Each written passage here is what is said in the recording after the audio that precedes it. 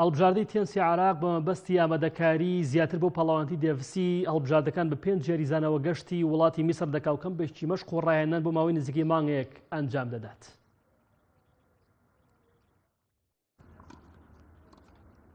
هەڵبژاردەی تێنسی عێراق بە مەبەستی کەمپێکی مەشق و ڕاهێنان گەشتی وڵاتی میسر دەکات و نزیکەی 20 بۆ 25 ڕۆژ بە 5 جێریزانەوە مەشق و ڕاهێنانی چڕ ئەنجام دەدەن تاوەکو بە باشترین شێوە بۆ یاریەکانی پاڵەوانێتی دێڤس بۆ هەڵبژاردەکان ئامادە بن.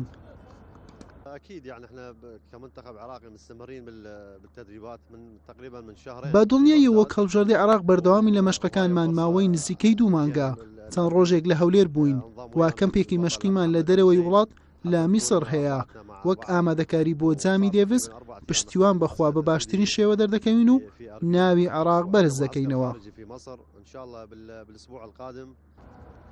پێکاتی هەڵبژاردەی عێراق لە ئەکرەم مستەفا و محەممەد ئەبوزێد و عادل مستەفا و عەبدوڵڵا عەلی پێکاتووە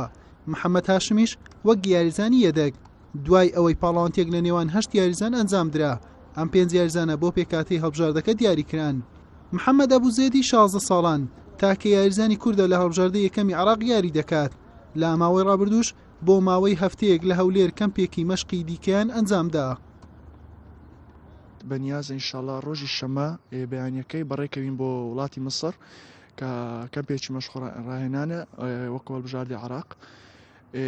بەنیازین 20 ڕۆژ یان ئەگەر 25 ڕۆژەوە نزیکەی لێ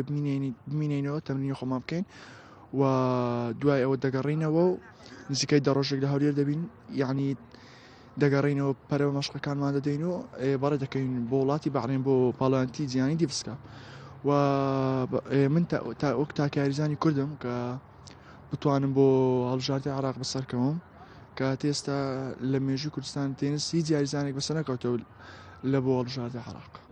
پاڵەوانێتی دێڤس بۆ ئاستی هەڵبژاردەکانە و لە 18 مانگی داهاتوو لە وڵاتی بەحرین دەست پێ دەکات. هەڵبژاردەی عێراق لە ئاستی 4ەمە هەڵبژاردەکە دوای کەمپی مەشقی لە وڵاتی میسر دەگەڕێنەوە عێراق و